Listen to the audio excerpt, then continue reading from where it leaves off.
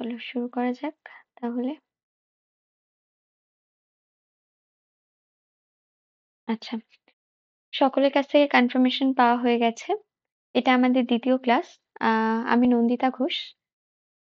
আজকে তোমরা যে ক্লাসটি করবে সেটা তোমরা দেখতেই পাচ্ছ। আমাদের WBSC-DCL এর পরীক্ষাকে সামনে রেখে আমরা বাংলার কিছু ক্লাসেস তোমাদেরকে সপ্তাহে ২ দিন প্রোভাইড করছি। যারা নতুন রয়েছো, পুরনো রয়েছো তাদের প্রত্যেককে অনেক, অনেক ওয়েলকাম। এবং বলে রাখি এটা আমাদের পেইড সেকশনের একটি ক্লাস। এবং এই পেইড সেকশনে আমরা ২ দিন ক্লাস দেব বাংলার জন্য। কারণ ১০ নম্বরের পেপারস তোমাদের জন্য রয়েছে। আশা করছি তোমরা পেপারস ডিটেইলস সম্পর্কে অবগত। এই নিয়ে বিশেষ কিছু তোমাদেরকে জানাতে হবে না বা বলতে হবে না। তবে অবশ্যই যারা নতুন রয়েছে তাদেরকে আমি বলব যে প্রিভিয়াস ইয়ার্স এর যারা কোয়েশ্চেন সম্পর্কে অবগত নাও তাদের জন্য আজকের ক্লাসটি আচ্ছা, আমি একটু এখান থেকে শুনি। আমি একটু এখান থেকে দেখি। দেখ, আচ্ছা, আচ্ছা। আচ্ছা, আপনারা যারাই প্রত্যেকে একটু কথা বলবেন না, একটু মেসেজ বক্সটা যদি ইউজ করেন তাহলে খুব ভালো হয় আমার জন্য। একান্ত অসুবিধা না হলে মেসেজ বক্সটা ইউজ করবেন, প্রত্যেকের জন্য বলছি।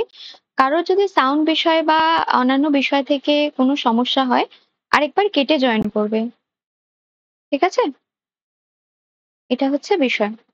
চলো স্টার্ট করা যাক। যারাই পরীক্ষা দেবেন তাদেরকে আমি বলে দিই আগে থেকে যে সবসময় আমরা চেষ্টা করব যে একেবারে প্রথম দিন থেকে শুরুর দিন থেকে শুরু করার, এবং সেই শুরুটা যেন সুন্দর হয় এবং গোছানো হয়। তার জন্য আমরা প্রিভিয়াস যে ইয়ারের কোয়েশ্চেন্স গুলো আছে সেগুলোকে সামনে রেখে আমরা কিছু কোয়েশ্চেন সেট আপনাদের সাথে আজকে আলোচনা করব। কারণ আমি আগের দিনই আপনাদের জানিয়েছিলাম বা তোমাদের জানিয়েছিলাম যে আমরা এখানে যে ক্লাসটি করব এই মুহূর্তে দাঁড়িয়ে সেটা হচ্ছে ১০ নম্বরের বাংলার উপর ক্লাসটি। এবার অনেকের হতে পারে সে সম্পর্কে ধারণা রয়েছে, অনেকের ধারণা নেই। আমরা বলেছিলাম যে কিভাবে আমরা ব্যাকরণকে কাজ করব, কিভাবে আমরা কাজ করব হচ্ছে কিছু সাহিত্যের বিষয়ের উপর, কিভাবে আমরা কাজ করব কিছু আনসিন প্যাসেজের উপর। এই ৩টে পেপারস কে সামনে রেখে তোমাদের ১০ নম্বর কিন্তু আইডেন্টিফাই করা হবে। ঠিক আছে? তোমাদের এই মুহূর্তে আমরা যে ক্লাসটা নিচ্ছি অর্থাৎ বাংলা যে ক্লাসটি নিচ্ছি সেখানে কেবল আর কেবলমাত্র ১০ মার্কস তোমাদের জন্য ধার্য করা হয়েছে। তো প্রথম ক্লাসে আমরা এটুকুনি দেখানোর চেষ্টা করেছি যে কিভাবে আমরা পড়াশোনা করব। কারণ আমরা যদি ২-৩ মাসের একটা জার্নির মধ্যে থাকি যেখানে আমরা পড়াশোনা করছি বা প্রিপারেশন করছি, সেখানে ক্লিয়ার থাকা দরকার যে জার্নিটা কোন দিকে যাচ্ছে এবং কিভাবে আমরা শুরু করব। তাই তো? এবং তার সাথে, সাথে যেহেতু অনেকগুলো বছর আমাদের সামনে পরীক্ষার বিষয়টা ছিল না, এই নির্দিষ্ট ধাপের যে পরীক্ষাটির সম্পর্কে আমরা আলোচনা করছি, সেহেতু সেই সম্পর্কে কিছু কোয়েশ্চেন পেপার আমি আজকে তোমাদের সাথে আলোচনা করব। বলে রাখি, এই প্রত্যেক দিনের আলোচনায় তোমাদের অ্যাক্টিভলি পার্টিসিপেট করা প্রত্যেকের একান্ত প্রয়োজনীয় যারা পেড সেকশনে রয়েছে। আর দ্বিতীয় বিষয় যে যখন আমরা ক্লাস করব তখন যেন আমাদের মাথায় এটা থাকে যে আমরা আমাদের জীবনের পথে এক ধাপ এগোনোর জন্য ক্লাসটাকে করছি। ঠিক আছে? আর সো বি সিরিয়াস অ্যান্ড পড়াশোনার প্রতি ধৈর্যশীল হতে হবে কোনো বিষয় শেখার প্রতি। তো আর বারবার করে বলবো কারো যদি সাউন্ডে, অডিও, ভিডিওয়ে প্রবলেম হয়ে থাকে তাহলে অবশ্যই আমাকে জানাবে। মেসেজ বক্সে জানাবে কোনো ধরনের সমস্যা হলে। যেহেতু ডেমো কপি প্রিভিয়াস ইয়ার এর উপর ভিত্তি করে তৈরি হওয়া, কিছু আমাদের তৈরি করা অর্থাৎ আমার তৈরি করা এবং কিছু আছে যেগুলো প্রিভিয়াস ইয়ার থেকে সরাসরি তোলা। এখানে সেই সকল প্রশ্নগুলো পাবে যেগুলো তোমাদের পরীক্ষায় আসার মতো। অর্থাৎ তুমি যে নির্দিষ্ট পরীক্ষাটি দিচ্ছ টেকনিক্যাল ডিপার্টমেন্টে, সেই নির্দিষ্ট ডিপার্টমেন্টে যে ১০ নম্বরে ধার্য করা হয়েছে বাংলায়, আমরা জানিয়েছি এখানে আমরা ৩টে ধরনের বিষয় পাবো। সেই ৩ ধরনের বিষয় নিয়ে আজকে প্রশ্নপত্র তৈরি করা হয়েছে। হঠাৎ করে অনেকের প্রশ্ন হতে পারে যে এতগুলো কথা কেন, এতগুলো প্রশ্ন নিয়ে আলোচনা কেন? হঠাৎ করে আমাদের সামনে যদি অনেকগুলো প্রশ্ন ফেলে দেন, আমাদের তো থিওরি পেপার করানো হয়নি, তাহলে কেন করব? বলে রাখি কিভাবে হবে। আজকে যে ক্লাসটি হবে সেখানে ধরো আমি তোমাকে একটি কোয়েশ্চেন দিলাম। ধরো এই প্রতিদিন সম্পর্কে তোমাদের একটি সমার্থক শব্দ আমি যদি তোমাদেরকে জিজ্ঞাসা করি, অবশ্যই সেটা যদি আলোচনা ভিত্তিক হয় আমরা সেটাকে আলোচনা করব। যদি সেটা আলোচনা ভিত্তিক না হয় তাহলেও আমরা সেটাকে আলোচনা করব না। কারণ এখানে আমরা অনেকগুলো প্রশ্ন এরকম পাবো যেগুলো কেবল আর কেবলমাত্র এক কথায় প্রকাশ নয়। কিছু আছে বাগধারার প্রশ্ন, কিছু আছে আমাদের সমার্থক শব্দের প্রশ্ন, কিছু আছে আমাদের বানান ভুলের প্রশ্ন, কিছু আছে একেবারে ব্যাকরণ ঘেঁষা প্রশ্ন যেগুলো বিশেষণ বিশেষ্য এই জায়গাগুলোকে আইডেন্টিফাই করে। কিছু জায়গা আছে কারকের জায়গা, কিছু জায়গা রয়েছে কর্তা, বাক্যের গঠন, এই সমস্ত প্রত্যেকটা জায়গা। এবার অনেকের প্রশ্ন হতে পারে এই 10 নম্বরের জন্য কি এতটা প্রিভিয়াস বিষয় আমাদেরকে পড়তে হবে? একটা কোয়েশ্চেন যেখানে হয়তো আসছে, যদি তোমার মনে হয় যে একটা কোয়েশ্চেনের উত্তর তোমাকে একটা পরীক্ষার পাতায় জিতিয়ে দিতে পারে, তোমার জীবন পথে চাকরিটি হইয়ে দিতে পারে, তাহলে অবশ্যই পড়বে। আমি শুধু এটুকুনি বলতে পারি। তবে এই পড়ার একটা মান আছে। কিরকম মান আছে? ধরুন আমি যদি আপনাকে বাগধারা পড়াই বা সমার্থক শব্দ পড়াই, আপনার মনেই হতে পারে যে এগুলো কোনোটাই আমার কাছে প্রয়োজনীয় নয়, সমস্ত আমি জানি। তাদের জন্য আমি বারবার বলবো, তাহলে হয়তো এই শেখার ক্লাসটা আপনার জন্য নয়। বারবার আমি এটা বলি। ঠিক আছে? কারণ আমি তেমন ভাবে আ রোট মেমোরাইজেশন এর বিষয়টাকে ফলো আপ করি না। দ্বিতীয় বিষয়, যদি প্রয়োজন মনে হয় অবশ্যই আমরা সেগুলোকে আলোচনা করব এবং তার বেস কিরকম হবে আমি বলছি। ধরুন আমি আপনাকে বাগধারা পড়ালাম বা জানানোর চেষ্টা করলাম, তার একটা পুরো ফর্ম থাকবে যেটা নিয়ে আপনি আলোচনা করবেন, জানবেন এবং আপনার কাছে কিছু উদাহরণ থাকবে, কিছু কোয়েশ্চেন থাকবে যেগুলো আমি আপনাকে করব। দ্বিতীয় বিষয় যেটা থাকবে, বিপরীত শব্দ কি ইনক্লুড আছে? একেবারেই তাই। বিপরীত শব্দ আছে, সমার্থক শব্দ আছে, বানান আছে, বাগধারা আছে। আমি আগের দিন সব লিখে দিয়েছিলাম। আ বানান আছে, বাগধারা রয়েছে। ইভেন কারকের থেকে একটি দুটো প্রশ্ন আসতে যায়। কর্তা কর্ম থেকে প্রশ্ন আসতে দেখা গেছে। বিশেষণ থেকে প্রশ্ন আসতে দেখা গেছে। তারপরে যেটা দেখা গেছে সেটা হচ্ছে বাক্যের গঠন সম্পর্কে প্রশ্ন আসতে দেখা গেছে। অর্থাৎ একটি বাক্যের গঠন কতটা সঠিকভাবে তুমি প্রেজেন্ট করতে পারছো সেটা। প্রবাদ প্রবচন নিয়ে তো কোনো প্রশ্ন নেই। প্রবাদ প্রবচন তো আছে। এই নিয়ে আর দ্বিতীয়বার প্রশ্ন হবে না। কারণ এই প্রশ্ন আমরা রিপিটেডলি এই সমস্ত পরীক্ষা দক্ষিণেই 10 নম্বরের মতো পরীক্ষা আছে আসতে দেখেছি। এগুলো খুব ভাষা যাবে। ভাষা মানে তোমাকে ক্রিয়া সম্পর্কে আমি যদি জিজ্ঞেস করতে যাই, এরকম খুব কমই হবে যে ক্রিয়ার কাল সম্পর্কে বা তার ভেতরের কোনো মূল অর্থ সম্পর্কে তোমাকে জানান দিতে হচ্ছে। তুমি ছোটবেলা থেকে যে বিষয়গুলো পড়েছো, বাংলার সাথে চর্চা করেছো, সেগুলোই তোমার আলোচ্য বিষয় হয়ে উঠবে। এবং আরো একটা বিষয় যেটা আমরা দেখেছি ব্যাকরণ ভিত্তিক বাদে, সেটা হচ্ছে গিয়ে ধরো চিত্রা কাব্যগ্রন্থটি কার লেখা আমি তোমাকে জিজ্ঞেস করলে তোমাকে সেই উত্তরটা তোমাকে জানতে হবে। মূলত ভাবে আমাদের বাংলার ক্ষেত্রে যারা বিশেষত একটু অগ্রাধিকার প্রাপ্ত কবি, লেখক বা লেখিকারা রয়েছেন, বা যে পেপারস গুলো ধরো গীতাঞ্জলি কার লেখা, অবশ্যই এটা আমাদের জানা দরকার অ্যাজ আ বাঙালি হিসাবে। কারণ এই নির্দিষ্ট পদগুলো আমরা চাইছি যে, বা গভর্নমেন্টের তরফ থেকে এর একটা জায়গা আছে যে যারা এই পদগুলোকে পাবেন তারা অবশ্যই বাঙালি হন। তারা ছাড়া এগুলো জানতে পারবে না, কারণ এগুলো মুখস্থ করে করা সম্ভব নয়। কারণ বাংলা হিস্ট্রি বিশাল, লিটারেচার বিশাল একটা অর্থকে প্রকাশ করে। সেখান থেকে আপনার কোনো সময় প্রশ্ন আসতে দেখা গেছে। ঠিক তেমনই ভাবে আরো এক জায়গা থেকে প্রশ্ন আসতে দেখা গেছে, সেটা হচ্ছে সারাংশের পাঠ। আমি আগের দিনও বলেছি, আজকে কেন বলছি, কারণ তার উপরে আপনাদের একটু প্রশ্নপত্র আছে এবং আজকে যে আলোচনাটা সেটা আমি আপনাদের থেকেও কিছুটা অংশ নেব এবং আমি কিছুটা অংশ বলবো। এবং এর পরবর্তী যে ক্লাসেস গুলো হবে সেখানে আমরা ধরে ধরুন কারক একদিন আমরা করালাম, কোনোদিন আমরা সমার্থক শব্দকে করালাম, কোনোদিন আমরা বিপরীত শব্দকে পড়ালাম। আপনার মনে হতেই পারে যে আপনি বিপরীত শব্দের সমস্ত কিছু জানেন। তাহলে একটা উদাহরণ আমি আপনার কাছ থেকে জানতে চাইবো বা বিপরীত শব্দ আমি আপনার কাছ থেকে জানতে চাইবো, যে আমি এখনই প্রত্যেকের কাছে জানতে চাইবো যে আহ লিঙ্গের ওপরে একটা প্রশ্ন আমি আপনাদের করি, ঠিক আছে? কারোর অডিও অন থাকলে একটু অফ করে দেবেন, হ্যাঁ। যেটা জানতে চাইবো যে বুড়োর বিপরীতে কি হবে, বিপরীত শব্দ কি? প্রত্যেকে একটু বলবেন, ঠিক আছে? তো এই প্রত্যেকটা বিষয় এবং কিছু আনসার প্যাসেজেস পাবো, সেখান থেকে আমাদের 4-5টা প্রশ্ন আসতে দেখা যাচ্ছে। সেটাও কোনো সময় ব্যাকরণ ঘেঁষা, এই জন্য ব্যাকরণটার উপর আমরা অনেকটাই জোর দেবো। সেটাও কোনো সময় ব্যাকরণ ঘেঁষা রয়েছে। ধরুন কোনো একটা সেন্টেন্স তুলে দিয়ে আপনাকে সেই জায়গা থেকে কর্তাকে বা কোন কারক এরকম ভাবে আপনাকে প্রশ্ন দিতে পারে। ঠিক তেমনই ভাবে বানান ঠিক আছে কিনা এবং যেই নির্দিষ্ট প্যাসেজটা আপনার সামনে তুলে দিল তার মূল অর্থ কি বা মূল অর্থ কোনটা সঠিকভাবে প্রকাশিত হচ্ছে, সেটা আপনার প্রশ্নপত্রের অংশ হতে পারে। দুদিনের কথায় আমরা আশা করছি ক্লিয়ার করতে পারলাম যে পড়বেন কি, যাবেন কোন রাস্তা দিয়ে, আশা করছি সেইটুকুনি ক্লিয়ার করা গেল। আমরা প্রশ্নপত্রগুলো যখন দেখব বা খুব সাধারণ প্রশ্নপত্র দেখব, তো তখন আপনাদের আরো একটু ধারণা বা বিষয়গত বিষয়বস্তুটা ক্লিয়ার হবে। হ্যাঁ? আ আচ্ছা, বুড়ি? তাহলে তো হয়ে গেল আমাদের বাকিরা? বাকিদের কি মতামত? বুড়োর বিপরীত শব্দ কি?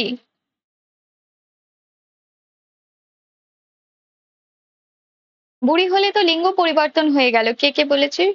সুকমল বলেছে, সুরিয়া বলেছে। তো বাকিদের কি মতামত? ইচ অ্যান্ড এভরিওয়ান অ্যাক্টিভ থাকবেন ক্লাসে। আমরা প্রত্যেক দিনের ক্লাসেই চেষ্টা করি নতুন কোনো বিষয়পত্র হাতে ধরে শেখার। আমি এটুকুনি অ্যাসিওর করতে পারি আপনাদের। এই পরীক্ষা তো পরীক্ষা, এর পরবর্তীকালেও আপনি যদি কখনো বাংলা পড়েন বা পড়তে চান, আপনার সেই ইচ্ছে থাকবে এবং অনেকটা জানার কৌতূহল থেকে যাবে মনের মধ্যে। ঠিক আছে? যুবক, জোয়ান, জোয়ান ছেলে একেবারেই তাই। আমাদের উত্তর কিন্তু জোয়ানের থেকেও যেটা বেটার হবে সেটা হচ্ছে গিয়ে ছেলে। ঠিক আছে? তো আমরা এ ধরনের ভুল কিন্তু করব না এবং এ ধরনের বিষয়গুলোই আমাদের প্রশ্নে কিন্তু আসে। ঠিক আছে? আমরা একটু চলে যাই তাহলে আমাদের ১ম প্রশ্নে। কিছু প্রশ্ন হবে অবশ্যই ব্যাকরণ ঘেঁষা এবং আলোচনা ভিত্তিক এবং কিছু প্রশ্ন হবে একেবারে সহজ সরল এবং সাধারণ। প্রথমেই সেরকম একটি সহজ সরল এবং সাধারণ প্রশ্নের সম্মুখীন আমরা হব। প্রত্যেকে ১ নম্বর প্রশ্নের উত্তর দেবেন। কি বলছে? প্রতিদিন শব্দের সমার্থক শব্দ বলুন। এ 1 এ এভাবে উত্তর দেবেন বা 1 বি এরকম করে নিত্য, সদা, চির নাকি সদ্য।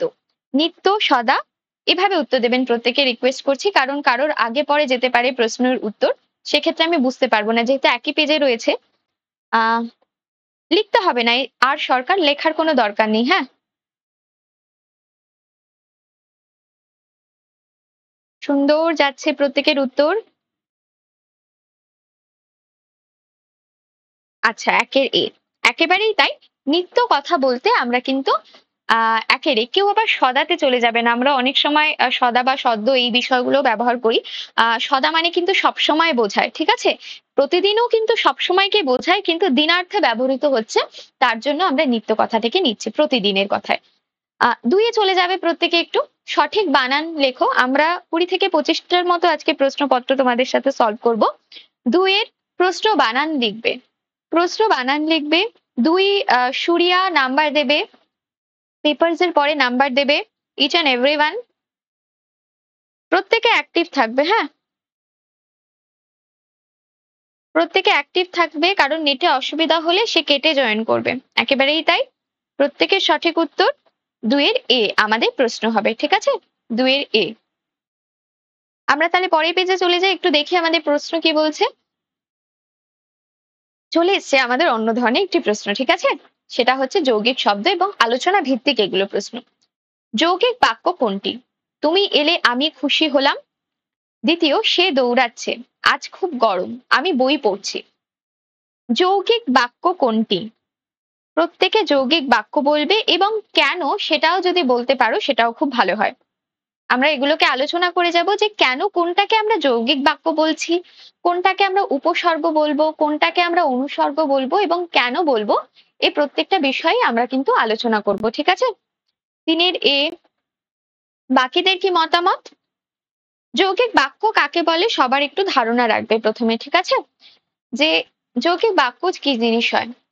প্রথমে বাক্য সম্পর্কে একটা ধারণা রাখবে, মাথায় রাখবে আমরা যে কথাগুলো বলছি সেগুলো প্রত্যেকটাই তো বাক্য। বাক্যের ৩ টে বিভাগ রয়েছে স্ট্রাকচারাল দিক থেকে। এই যে থিমটা আমরা আলোচনা করব আজকে সেটা হচ্ছে স্ট্রাকচারাল দিক থেকে। প্রত্যেকের এ মনে হচ্ছে। মাত্র ৩ জনের উত্তর এসেছে, বাকি কারোর উত্তর আসেনি কিন্তু। তারা কি তাহলে কেউ জানে না? আ ইন্দ্রাণীর মনে কি প্রশ্ন আছে? বাকিরা?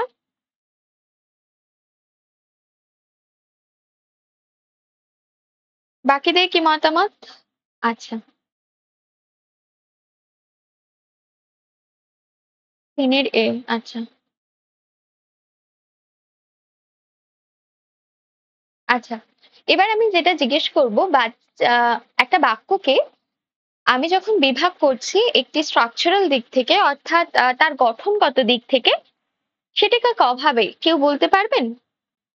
একটা বাক্য যখন স্ট্রাকচারাল দিক থেকে বিভাগ করা হচ্ছে তখন অর্থাৎ গঠনগত দিক থেকে কত ধরনের বাক্য আমরা পাই?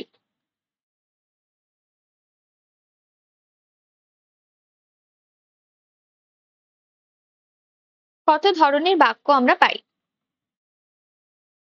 প্রত্যেকে বলার চেষ্টা করবে একটু, হ্যাঁ? ২ ধরনের। সরল বাক্য আ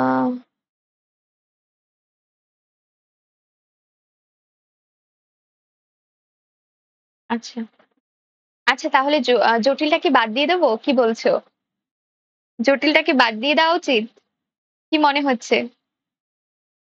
জটিলকে বাদ দিয়ে দিই, তাই না বলো?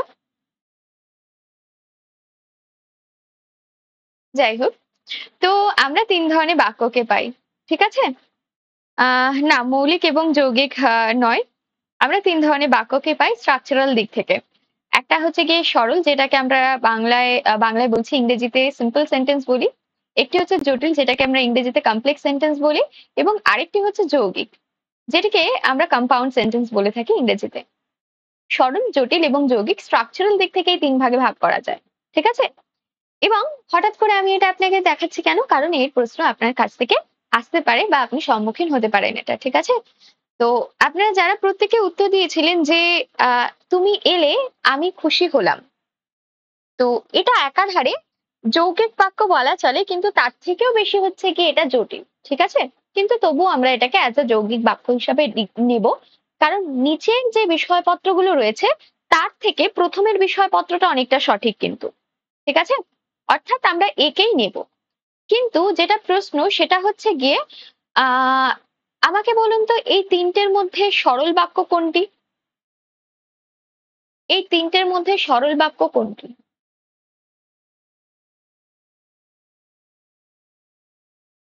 এ, বি, সি, ডি? নাকি বি, সি, ডি? নাকি সি, ডি, সি? সবকটাই? নাকি ২ টো? নাকি ৩ টে? নাকি ৪ টেই? কি মনে হচ্ছে? এটার মধ্যে সরল বাক্য কোনটি? সরল বাক্য।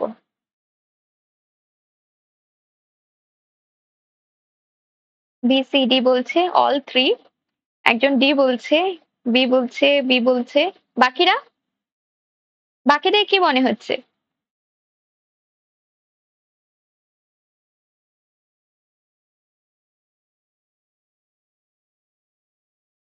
বাকিদের কি মনে হচ্ছে? প্রত্যেকের?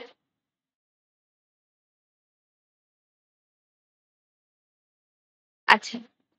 এবারে যেটা আমরা করব সেটা হচ্ছে গিয়ে আরো একটা প্রশ্ন তোমাদের কাছে রাখবো। সেটা হচ্ছে বৃষ্টি পড়ছে। আচ্ছা এটা কোন ধরনের বাক্য বলো তো? এটা কি সরল? এটা কি জটিল? নাকি এটা যৌগিক? ১, ২, ৩ দিয়ে উত্তর দেবে প্রত্যেকে। বৃষ্টি পড়ছে সরল, জটিল নাকি যৌগিক? ১, ২ নাকি ৩?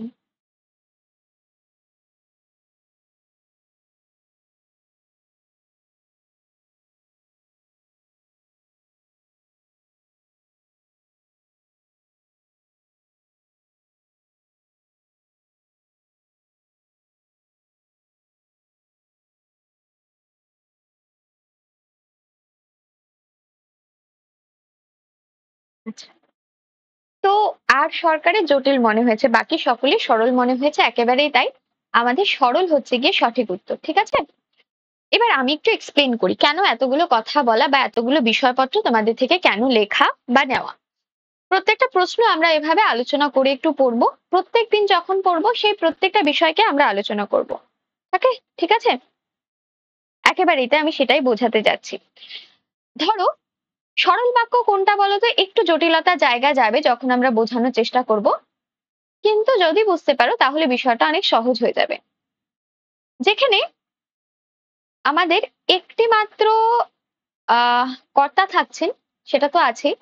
তার থেকে বেশি ইম্পর্টেন্ট একটি হচ্ছে ক্রিয়া থাকছে এবং সেটা সমাপিকা।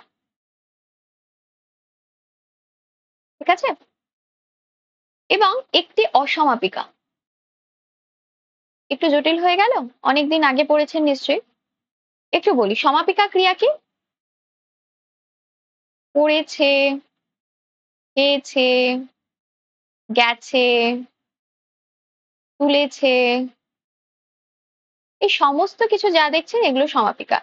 যেটা বলার পর বা করার পরে আপনার মনে কোনো প্রশ্ন চিহ্ন নেই, যখন একটা সেন্টেন্স কমপ্লিট হচ্ছে সেটাকে আমরা সমাপিকা ক্রিয়া বলছি।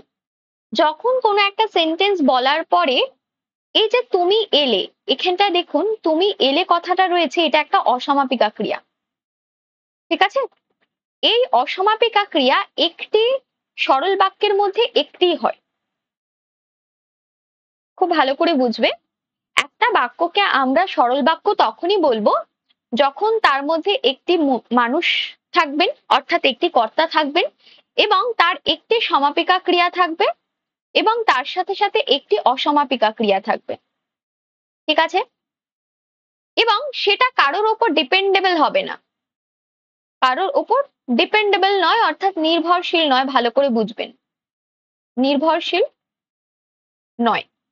ঠিক আছে? তুমি আসলে আমি যাব, এই বাক্যটা একে অপরের নির্ভরশীল। কারণ এখানে যদি একটা কমা দিয়ে দাও তুমি, এই সেন্টেন্সটা তুমি আসলে এটার ওপর আমার খুশি হওয়াটা নির্ভরশীল, তখন এটা ডিপেন্ডেবল হয়ে যাচ্ছে। ঠিক আছে? তখন আমরা এটাকে কি বলবো? তখন আমরা এটাকে জটিল বাক্য বলবো। যখন একটি বাক্য বা একটি সেন্টেন্স অন্য একটি সেন্টেন্সের ওপর ডিপেন্ডেবল হবে বা এরকম একটা ভাগকে প্রকাশ করবে, তখন সেটাকে জটিল বলবো। তুমি যদি আসো তাহলেই আমি যাব, তুমি যদি এখানে বসো তাহলে আমি যাব। কিন্তু এই জটিল এবং যৌগিকের মধ্যে পার্থক্য কোথায়? এই জটিলে একের অধিক সমাপিকা হতে পারে, একের বেশি অসমাপিকা হতে পারে। ঠিক তেমনই ভাবে যৌগিকের ক্ষেত্রেও একের অধিক সমাপিকা হতে পারে এবং একের অধিক অসমাপিকা ক্রিয়া হতে পারে। ঠিক আছে? বোঝাতে পারলাম? কেবলমাত্র সরলের ক্ষেত্রে একটি ব্যক্তিত্ব থাকবে, একটি সমাপিকা ক্রিয়া থাকবে এবং একটি অসমাপিকা ক্রিয়া থাকবে। এটা দিয়ে আমাদের সরল বাক্য শেষ হবে। ঠিক আছে? এইবারে যে বিষয়টা তোমাকে বুঝতে হবে সেটা জটিল এবং যৌগিকের মধ্যে পার্থক্য কোথায়। জটিল এরকম একটা বাক্যকে ডিপেন্ডেবল করবে যেখানে দাঁড়িয়ে দুটো বাক্য একে অপরের ওপরে নির্ভরশীল পুরোপুরি ভাবে, তখন সেটাকে আমরা জটিল বাক্য বলবো। যৌগিক বাক্য কাকে বলবো? তুমি বসো, আমি আসছি। এই তুমি বসো আর আমি আসছি, এই দুটো ঘটনা দুটোকে আলাদা আলাদা ভাবে তুমি ব্যবহার করতে পারো। যখন একে অপরের ক্রিয়া একে অপরের সাথে ডিপেন্ডেবল হয় না, দুটো আলাদাভাবে বাক্য বসতে পারে ইন্ডিভিজুয়ালি, তখন সেই বাক্যকে আমরা যৌগিক বাক্য বলি। যৌগিক বাক্য একের অধিক সরল বাক্য এবং জটিল বাক্য নিয়ে তৈরি হতে পারে। ঠিক তেমনই ভাবে জটিল বাক্য একের অধিক সরল বাক্য এবং সাথে যৌগিক বাক্য নিয়ে গঠিত হতে পারে। কিন্তু সরলের মধ্যে এরকম কোনো বিষয়পত্র আমরা দেখতে পারি না। ক্লিয়ার করতে পারলাম? অনেকটা জটিল বলে মনে হলো, প্রথম দিন বলে মনে হচ্ছে। দ্বিতীয় দিন থেকে যখন দেখবে, বুঝবে বা বুঝতে শুরু করবে, তখন বিষয়টা এতটা জটিল লাগবে না। ঠিক আছে? আরেকবার এক্সপ্লেন করলে ক্লাস শেষ হয়ে যাবে। যাই হোক, আমি বলছি আরেকবার, একটু মুছে বলছি। ঠিক আছে? একটুখানি মুছি। মানে তোমার এই যে উদাহরণটা রয়েছে যেটাকে আমরা জিজ্ঞেস করলাম, সেটা এক্সাক্ট উদাহরণ কিসের হতে বলো তো? জটিল বাক্যের। ঠিক আছে? কারণ তুমি যদি এটাকে খুব ভালো করে দেখো, তাহলে আমরা দেখতে পারবো যে এই যে তুমি এলে, এই ঘটনাটা একেবারে একে অপরের সাথে ডিপেন্ডেবল ভাবে প্রেজেন্ট করা হয়েছে এই সেন্টেন্সটাতে। তার জন্য এটা কিন্তু জটিল হয়ে যায়। বোঝাতে পারলাম আমি? তার জন্য এটা কিন্তু আমি যদি এক্সাক্ট ভাবে বলি, এটাকে যৌগিক বাক্য বলবো না, এটাকে আমরা জটিল বাক্য বলবো। ঠিক আছে? কারণ এই দুটোকে তুমি আলাদা করতে পারবে না। তুমি এলে, আমি খুশি হলাম, দেখো আলাদাও করা যাচ্ছে, কিন্তু তুমি যদি খুব ভালো করে দেখো, এটাকে জটিল বলেও তুমি প্রতিপন্ন করতে পারো তুমি যদি জটিল কোথাও আসে। ঠিক তেমনই ভাবে এটাকে আমরা সরল বলছি কেন? কারণ দেখো এটার মধ্যে একটি সমাপিকা ক্রিয়া আছে। ঠিক আছে? একটি সমাপিকা ক্রিয়া। ঠিক আছে? বা এটার মধ্যে যদি একটি অসমাপিকা ক্রিয়াও থাকতো তাহলেও সমস্যা ছিল না। কিন্তু একের অধিক সমাপিকা ক্রিয়া থাকবে না, মানে তুমি খাচ্ছ, তুমি বাড়ি যাচ্ছ, এই যে খাচ্ছ এবং যাচ্ছ, এটা এক একটা সেন্টেন্স হবে। একটি সেন্টেন্সের মধ্যে বসলে কখনোই সেটা সরল বাক্য হবে না। বোঝাতে পারলাম আমি? এটা কখনোই আমাদের সেটা সরল বাক্য হবে না। ঠিক তেমনই ভাবে আজ খুব গরম পড়েছে, এটাও কিন্তু আমাদের সরল বাক্যের উদাহরণের মধ্যে পড়ছে। এবার তোমার মনে হবে যিনি করছেন তিনি কোথায়? গরম কি তাহলে পড়ছে? গরম কি কখনো পড়তে পারে? এটা একটা জটিল বিশ্লেষণ, এটা আমি তোমাদের বোঝাবো না। তোমরা শুধু এইটুকুনি জানবে যে কোনো কোনো জায়গায় যেখানে কর্তা উহ্য থাকে, যেখানে কর্ম মানে যেই গরম, কি পড়ছে, কি দিয়ে প্রশ্ন করলে সেটা কর্ম হয় আসলে। সেই কর্ম যখন কর্তার জায়গা নেওয়ার চেষ্টা করে বা কর্তার মতো করে বিহেভ করতে শুরু করে, এইরকম বাক্যগুলো মূলত ভাবে সরল বাক্য হয়ে থাকে।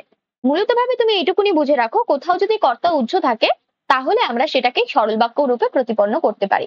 ময়ূর নাচছে, বৃষ্টি পড়ছে, পাতা ঝরছে, এই প্রত্যেকটা বিষয়, আজ খুব গরম, এই প্রত্যেকটা বিষয় আমরা অ্যাজ আ সরল বাক্যের উদাহরণ রূপে আমরা কিন্তু নিতে পারি। ঠিক আছে? ক্লিয়ার এই অবধি?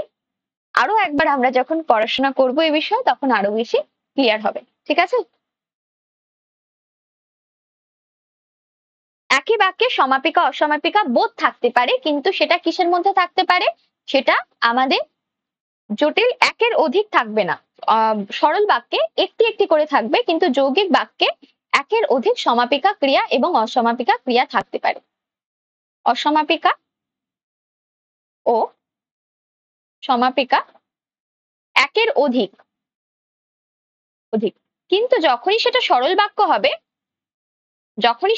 বাক্য হবে সমাপিকা ক্রিয়া কিন্তু একটিই থাকবে। বোঝাতে পারলাম? বোঝাতে পারলাম? বাহ, চলো তাহলে আমরা এটাকে আহ বুঝতে পারি যে আমরা কইটুকুনি জায়গাকে দেখানোর চেষ্টা করলাম।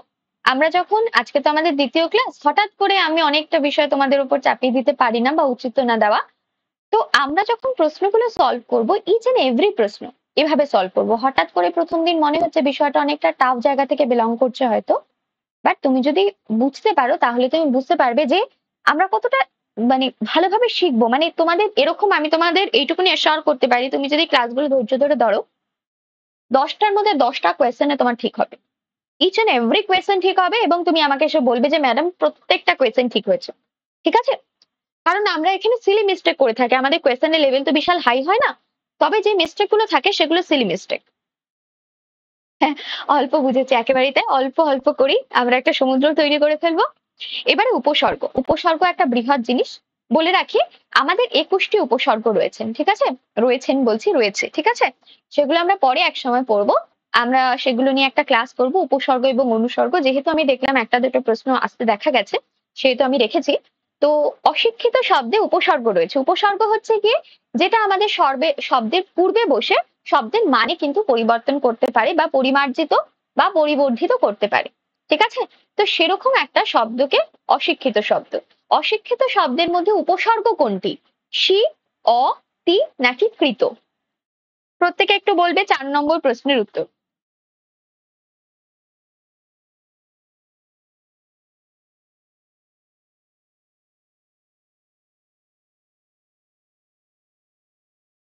ত কোথায় পেলে তন্ময়? ও ত, তি আছে ওটা।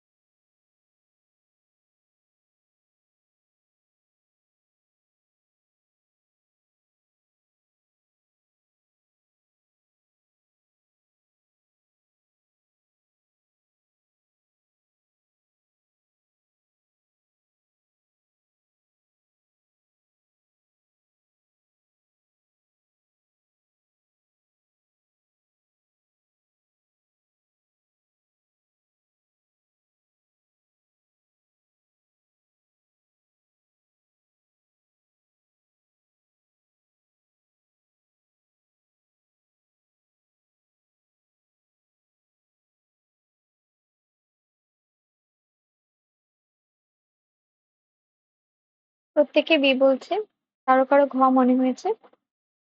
হ্যাঁ বলো ইন্দ্রাণী। অ হবে তো, একেবারেই অ হবে।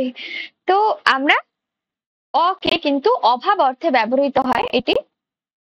তো অ হচ্ছে গিয়ে আমাদের উপসর্গের মধ্যে পড়ে। ঠিক আছে? অ, আ, প্র, পরি, পড়া, এই ধরনের বিষয়পত্র রয়েছে যেগুলো সম্পর্কে আমরা একবার তোমাদেরকে দেখাবো। আচ্ছা, তৎসম শব্দের অর্থ অনেকে জেনে থাকবে। তৎসম হচ্ছে যেটা সংস্কৃত ঘেঁষা বা সংস্কৃত থেকে এসেছে এমন শব্দগুচ্ছ, যা সরাসরি ভাবে সংস্কৃত থেকে বাংলায় এসেছে এমন শব্দগুচ্ছকে আমরা তৎসম শব্দ বলি এবং অনেক সময় এটা দেখা গেছে আসতে। এখানে কোনটি তৎসম শব্দ? আগুন, অগ্নি, এই সরি আগুন বলছি, মানুষ, অগ্নি, ঘর নাকি ভাত? ঘর, ভাত, মানুষ নাকি অগ্নি?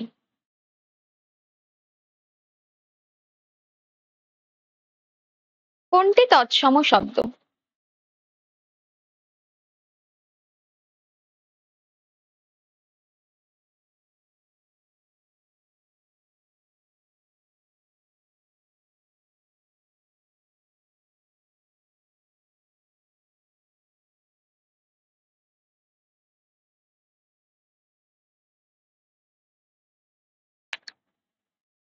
হ্যালো?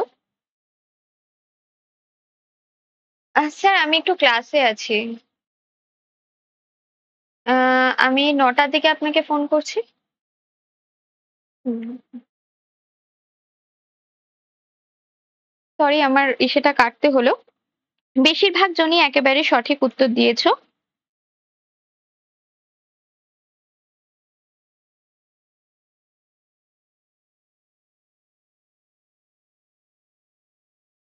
চলো। প্রত্যেকে ৬ নম্বরের উত্তর দিতে থাকো একটু প্রত্যেকে। প্রত্যেকে একটু ৬ নম্বরের উত্তর দিতে থাকো। আমি তোমাদের মেসেজ দেখতে পাচ্ছি না একটা ফোন আসার কারণে। সরি ডিস্টারবেন্স এর জন্য। প্রত্যেকে ৬ নম্বরের প্রশ্নের উত্তর দিতে থাকো একটু।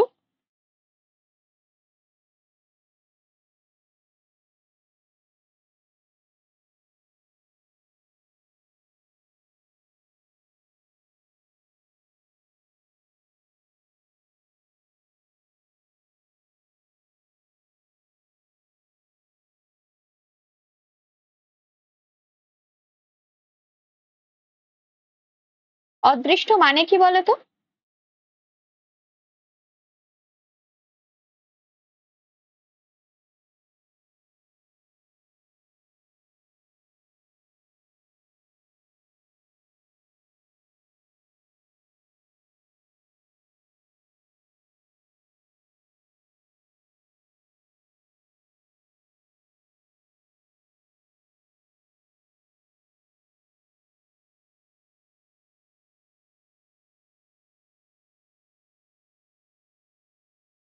এ হবে। আচ্ছা, বাকিদের কি মতামত?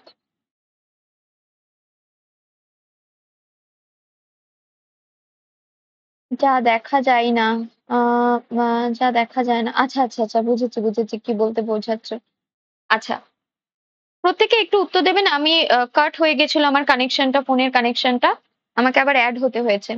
এটা আমাদের অগ্নি তো আমরা পেয়ে গেছি, প্রত্যেকে আমরা জানি। কিন্তু যেটা জানবো না বা যেটা আমি তোমাদের থেকে জানতে চেয়েছিলাম সেটা হচ্ছে যে আমাদের অদৃশ্য মানে কি? অদৃশ্য মানে যা দেখা যায় না এরকম নয়, আরো কিছু। অদৃশ্য মানে কি? এবং কোনটা সঠিক উত্তর অর্থাৎ বানান কোনটা সঠিক বানানের উপর কিন্তু আমাদের প্রশ্ন আসতে দেখা গেছে প্রচুর। আমরা একটু অদৃশ্য বানানটা প্রত্যেকের থেকে জানতে চাইবো অর্থাৎ ৬ নম্বরের কোন উত্তরটা সঠিক। কারণ আমার কাছে মেসেজটা উড়ে যাওয়ার কারণে আমি কারোর মেসেজ দেখতে পাচ্ছি না। কেবলমাত্র সুকমলের দেখতে পেয়েছি এবং ইন্দ্রাণীর দেখতে পেয়েছি। বিশ্বজিৎ বলছে সি হবে। বাকিদের বাকিদের কি মতামত? ৬ সি। শিওর? সি?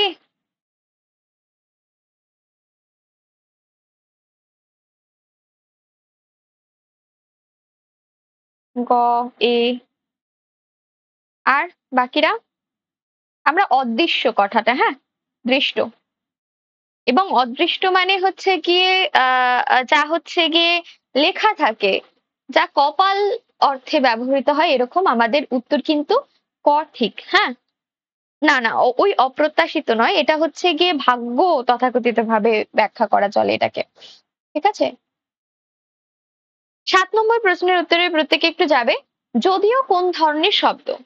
যদিও কোন ধরনের শব্দ এটা থেকে তোমরা বুঝতে পারবে যে আমাদের কিন্তু পদ সম্পর্কে ধারণা থাকতে হবে। শব্দ এবং পদ সম্পর্কে এগুলো অ্যাকচুয়ালি জিজ্ঞেস করার চেষ্টা করেছে যে পদ কোন ধরনের পদ এটি। যদিও কোন ধরনের পদের মধ্যে পড়ছে সেটা কি সর্বনাম, সেটা কি ক্রিয়া, সেটা কি বিশেষ্য নাকি বিশেষণ। বিশেষ্য বলতে যে কোনো কিছুর আমরা নামকে বোঝাই, যে কোনো পাহাড়ের নামকে বোঝাতে পারি, যে কোনো বিষয়বস্তুর নামকে বোঝাতে পারি এরকম। সর্বনাম কি যা বিশেষ্যের পরিবর্তে বসে, অর্থাৎ তুমি আমি এগুলোর পরিবর্তে মানে তোমার নামের পরিবর্তে আমার নামের পরিবর্তে আমি, তুমি, আমি, সে ব্যবহার করছি, আমরা ব্যবহার করছি যখন, তখন সেটা সর্বনাম। ক্রিয়া কি? যেকোনো ধরনের কাজকে বোঝাতে পারে। কিন্তু অব্যয় হচ্ছে এমন একটা বিষয় যা কিন্তু লিঙ্গ, বচন, কাল কোনো কিছুর অর্থ পরিবর্তিত হয় না। সেখানে আমরা যদিও লিখতে পারি, আমরা এবং লিখতে পারি, কোনো ধরনের উপমার ব্যবহার করতে পারি। এগুলো সমস্ত কিছু কিন্তু আমাদের অব্যয়ের মধ্যে পড়ে, এবং এটাকে শব্দ বলা চলে না, এটাকে পদ বলা অনেক বেশি বেটার। মানে কোন ধরনের পদ, এরকম বলাটা অনেক বেশি বেটার। একেবারেই তাই। আরো একটা বানান চিহ্নিতকরণ করণের প্রশ্ন চলে এসছে। সম্ভাব্য। সম্ভাব্য। আহ, সম্ভাব্য কথাটা আমরা একটু দেখব। ঠিক আছে? সম্ভাব্যর কোনটা সঠিক উত্তর হবে? উত্তরের পাশে একটু প্লিজ নাম্বার দেবে। ৮-এর হোক এ, ৮-এর হোক বি, ৮-এর হোক সি, যা কিছু হোক না কেন একটু এভাবে উত্তর দেবে। সেটা এ বি সি দাও বা ১ ২ ৩ ৪ দাও, বুঝতে পারবো, কিন্তু মেনশন করবে যে কোন প্রশ্নের উত্তর তুমি দিচ্ছ। আচ্ছা। আর সরকার, এই নিয়ে তোমার ২-৩ নম্বর ভুল আমি কিন্তু লক্ষ্য করলাম।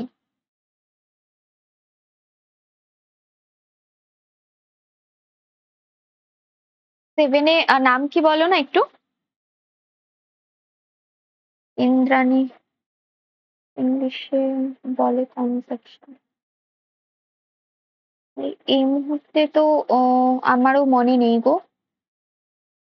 একটু রিমাইন্ড করে আমি বলছি, হ্যাঁ, রিকল করে বলছি। ৮-এর এ। ৮-এর এ। বাকিরা?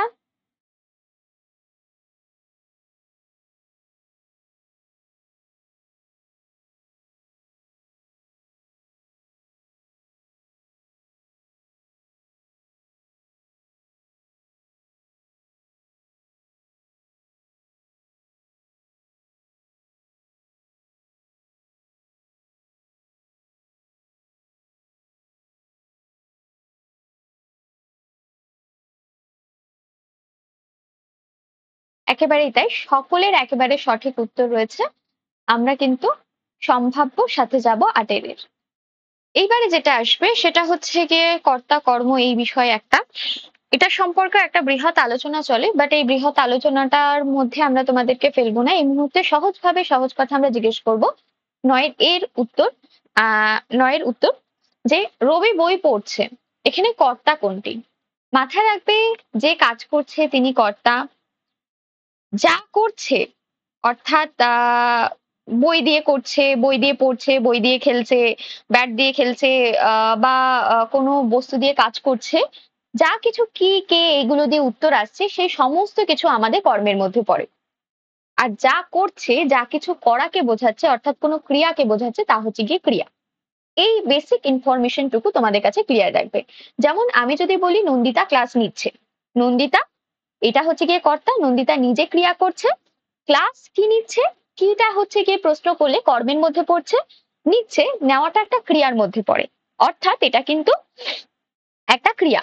ঠিক আছে? এই বেসিক বিষয়টা তোমাদের এখানটা ক্লিয়ার রাখলেই হবে। বাকি বিশেষ কিছু আমরা আলোচনায় যাব না এক্ষেত্রে।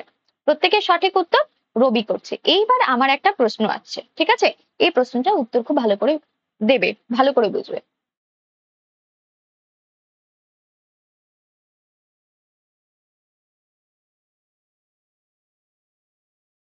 এবারে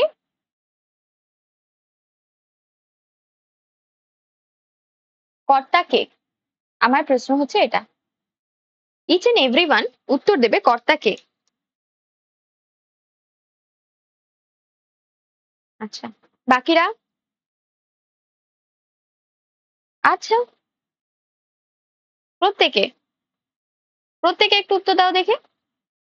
আচ্ছা,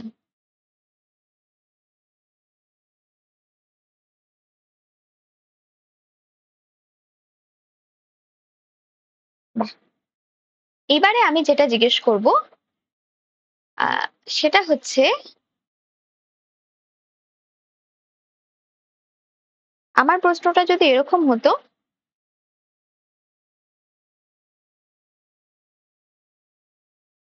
যে রমা বলল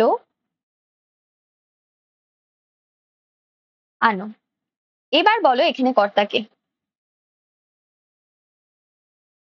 না, না, আমি ওভাবে বলেছি বলে এটা মানে এরকম নয় রাজদীপ যে এখানে কর্তা উৎস।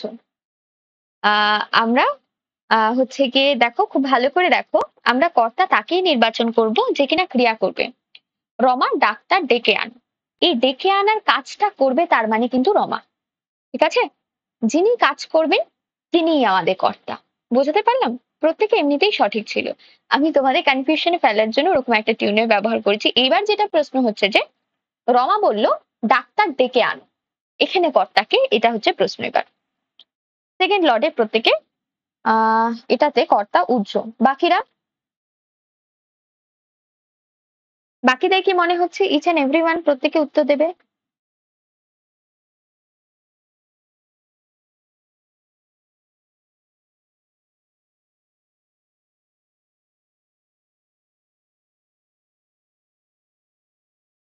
বাহ!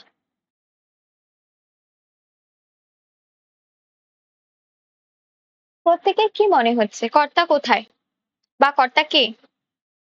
ডাক্তার, রমা নাকি অন্য কেউ?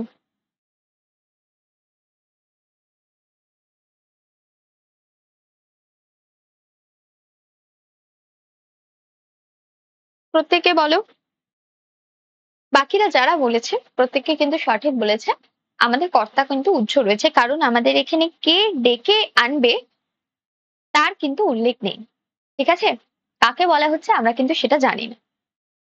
ঠিক আছে, চলো এবার আমাদের 10 নম্বর প্রশ্নে আমরা চলে আসি। কি বলছে 10 নম্বর প্রশ্ন দেখো, সে খুব ভালো ছেলে। এখানে খুব কোন পদ? আমাদের পদ সম্পর্কে একটু জানতে হবে। এখানে খুব কোন পদ আমরা ব্যাখ্যা করব, কিন্তু তার আগে তোমরা উত্তর দাও। যদি জেনে থাকো প্রত্যেকে উত্তর দাও। এটা কি বিশেষ্য? এটা কি ক্রিয়া বিশেষণ? এটা কি অনুসর্গ নাকি অব্যয়? 10-এর ঘ অব্যয়। আচ্ছা, ইন্দ্রাণী বলছে বি। নাম্বারটা মেনশন করবে ইন্দ্রাণী, হ্যাঁ? প্রত্যেকেই বলা হচ্ছে যারাই এই মুহূর্তে যুক্ত আছেন বা উত্তর দিচ্ছেন তারা নাম্বারটা মেনশন করবেন, ইচ এন্ড এভরিওয়ান। আর যারাই ক্লাসে আছেন প্লিজ অ্যাক্টিভলি পার্টিসিপেট করবেন, শুধুমাত্র শোনার জন্য ক্লাসটি নয়। কোয়েশ্চেন অ্যান্সার আমাদেরকে অনেক বেশি এগিয়ে দেয়, আমাদের বোঝার বিষয়টাকে অনেক বেশি এগিয়ে দেয়। ঠিক আছে? 10-এর সি বলছে। বাকিরা, বাকিদের কি মতামত? Each and everyone be active please.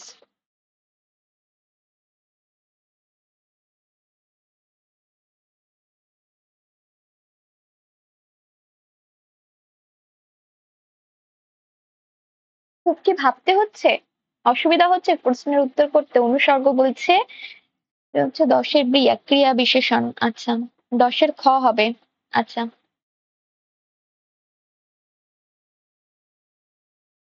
10-এর এ বিশেষ্য, 10-এর বি।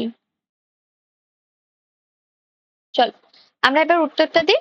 যারা বি বলেছেন তারা একেবারে সঠিক বলেছেন, এটা হচ্ছে কি ক্রিয়া বিশেষণ। ঠিক আছে? আহ এখানে এই অর্থে ব্যবহৃত হয়েছে, বিশেষণ অর্থে ব্যবহৃত হয়েছে। আর হচ্ছে যে উম যদি আমি এটাকে ক্রিয়া বিশেষণ হিসাবে ব্যাখ্যা করে থাকি তাহলে বিষয়টাকে কিভাবে ব্যাখ্যা করব, এটা একটা প্রশ্ন আসে। ঠিক আছে? যে কোনো একটা বিষয়কে আমরা যখন বলছি যে আহ ছেলেটি খুব ভালো, মেয়েটি খুব সুন্দর বা অন্যান্য কিছু, তখন সেই নির্দিষ্ট বিষয়ের বিষয়বস্তু হিসাবে আমরা কিন্তু ব্যবহার করছি। ভালো বললে সেটা কেবলমাত্র বিশেষণ হয়। এই বিশেষণকে যখন আমরা কোনো একটা বিশেষিত বস্তু দিয়ে এক্সপ্লেইন করে থাকি, এটাকে ক্রিয়া বিশেষণ হবে না, এটা বিশেষণের বিশেষণ হবে। ঠিক আছে? যাই হোক, মূলত ভাবে এটা বিশেষণ হবে। এটা হচ্ছে গিয়ে বিশেষণ, বিশেষণের বিশেষণ। মূলত এটা বিশেষণের বিশেষণ হবে। সেটাকেও আরো একবার এক্সপ্লেন করছি। এটা কখন ক্রিয়া বিশেষণ হতো? বলতাম যে ছেলেটির হাতের লেখা, ছেলেটির হাতের লেখা খুব ভালো। ক্রিয়া বিশেষণ কখন হতো? যখন লেখাটাকে আমি ভালো বলছি, এই ভালোটাকেও আবার খুব দিয়ে এক্সপ্লেন করছি। আমি বোঝাতে পারলাম? যখন লেখাটাকে আমি ভালো বলছি, লেখার বিশেষত্ব কি? এটা ভালো। খারাপও এর বিশেষত্ব হতে পারে, এই মুহূর্তে দাঁড়িয়ে ভালো। সেটা কেমন ভালো? সেটা খুব ভালো। যখন বিশেষণকে কোনো একটা শব্দ দ্বারা বিশেষিত করা হয় তাকে আমরা হয় বিশেষণের বিশেষণ নইলে ক্রিয়ার বিশেষণ এইভাবে ব্যাখ্যা করতে পারি। মূলত ভাবে যখনই আমরা কোনো বিষয়বস্তুকে ভালো খারাপ এই জাতীয় বিষয়বস্তু দ্বারা এক্সপ্লেইন করে থাকি তখন সেটা কিন্তু আমাদের বিশেষণের মধ্যে পড়ে। ঠিক আছে, আমরা একটু 11 নম্বর প্রশ্নে চলে যাই প্রত্যেকে। কি বলছে 11 নম্বর প্রশ্ন? শত্রু শব্দের বিপরীতার্থ কি হবে? মানে বিপরীত অর্থ কি হবে? শত্রু শব্দের বিপরীত অর্থ কি হবে? প্রত্যেকে একটু বলবে।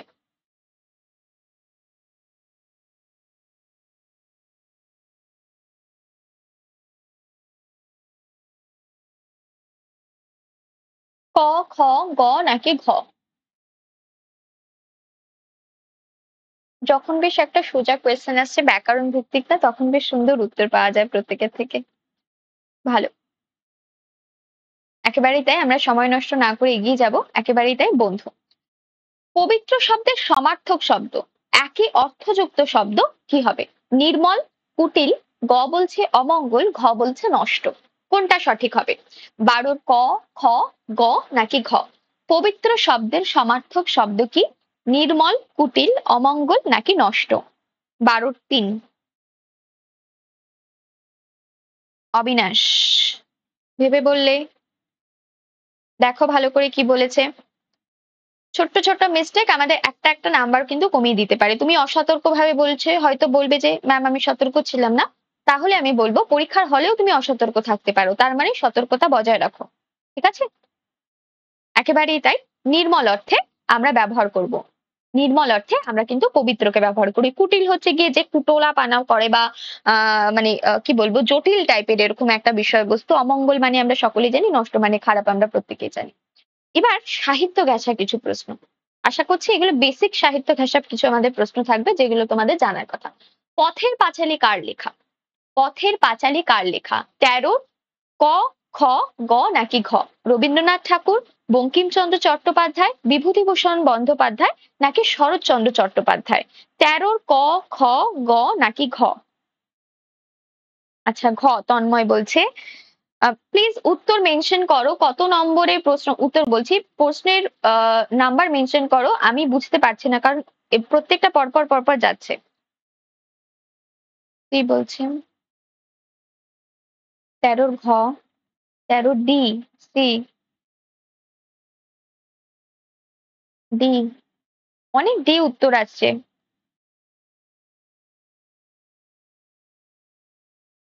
সি, ঘ। পথের পাঁচালী কার লেখা? ডি,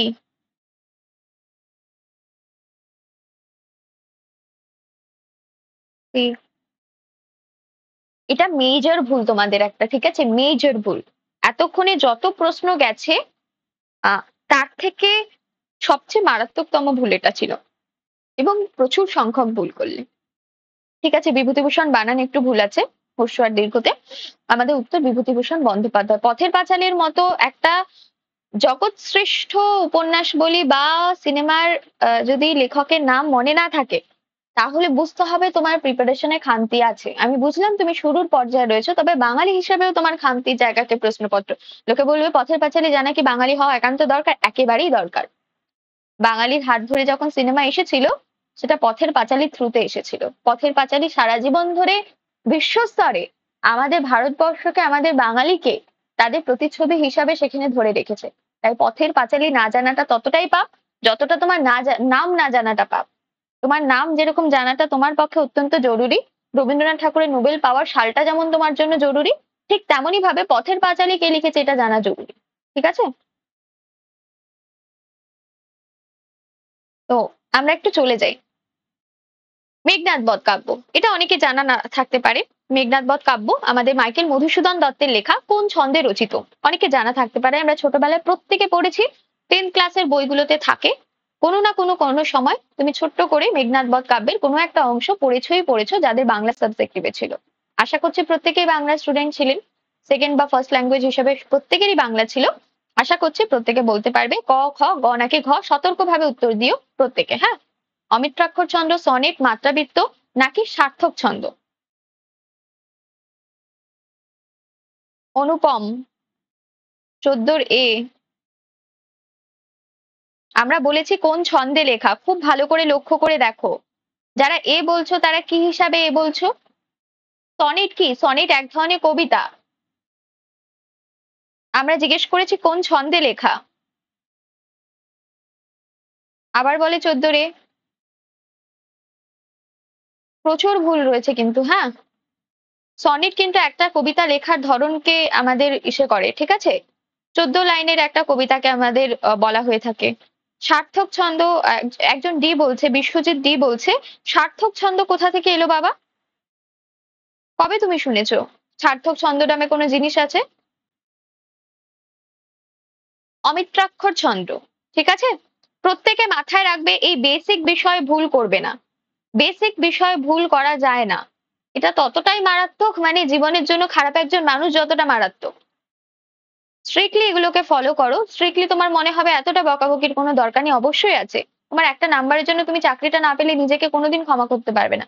মেঘনাদ বধ সম্পর্কে ভুল তথ্য দিচ্ছ। অমিত্রাক্ষর ছন্দকে লেখা হয়েছিল মেঘনাদ বধ কাব্য, এবং এটি লিখেছিলেন আমাদের মাইকেল মধুসূদন দত্ত, ঠিক আছে? আচ্ছা, একটা বাগধারার অর্থ আমরা জিজ্ঞেস করব একেবারে সহজ সরল ভাষায়। 15 নম্বর প্রশ্নের উত্তর প্রত্যেকে দেবে, কিন্তু সাথে নাম্বার, কোয়েশ্চেনের নাম্বার যেরকম দেবে ঠিক তেমনই ভাবে উত্তর দেবে, ঠিক আছে? পাশাপাশি কাইন্ডলি একটু নাম্বারটা উল্লেখ করবে। অবিনাশকে বলছি, সঙ্গে সঙ্গে উত্তর দিয়ে দিয়েছে, বাট দ্য থিং ইজ যে আমরা কিন্তু মেনশন করব যে কত নম্বরে, কারণ প্রচুর নাম্বার যাচ্ছে, তোমরা দেখতে পাচ্ছ। গান গাওয়া, চিৎকার করা, কথা বলা নাকি নাচ দেখানো? 15 ক, খ, গ, ঘ, এবিসিডি যা ইচ্ছা তোমরা দিতে পারো, বাট 15টা মেনশন করে দিয়েছো। 15 নম্বর প্রশ্নের উত্তর দিচ্ছ। প্রত্যেকে each and every one active থাকবে। 18 জন থাকো, 20 জন থাকো, 30 জন থাকো, 50 জন থাকো, ইচ এন্ড এভরি ওয়ান। এখানে ক্লাস করতে এসছো, সময় দিচ্ছ, সময় নষ্ট করছো না, তো সময়টাকে বুঝে নাও। এটাকে আর ব্যাকে পাবে না তুমি সময়টা, একেবারেই তাই। চিৎকার করাকে আমরা বুঝি, ঠিক আছে? তারপরে আমরা আরো একটা প্রশ্ন পাবো, যেটা বাক্যের ধরনকে মেনটেন করে। আমরা পড়েছি একটু আগে বাক্যের কথা। তো এবারে 16 নম্বর প্রশ্নের উত্তরে আমরা বাক্যের ধরন সম্পর্কে আরো একটা প্রশ্ন পাচ্ছি। সে এলে আমরা খাবো। সে এলে আমরা খাবো।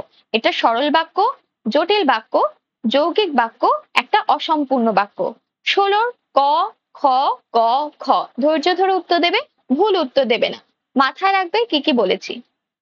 সে এলে আমরা খাবো।